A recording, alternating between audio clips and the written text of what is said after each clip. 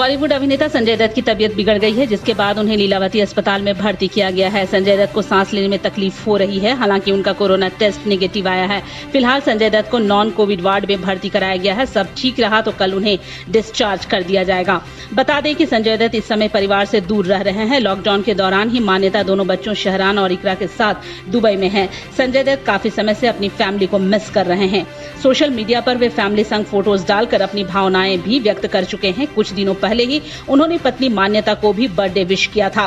फिलहाल चिंता की बात इसलिए ज्यादा नहीं है क्योंकि एक्टर की कोरोना रिपोर्ट नेगेटिव आई है और उन्हें जल्द ही अस्पताल से राहत भी मिल सकती है। कोरोना वायरस का प्रकोप जिस तरह से हर तरफ देखने को मिल रहा है, इस बात का अंदाजा लगा पाना भी मुश्किल है कि कब इस महामारी से लोगों का पीछा छूटेगा।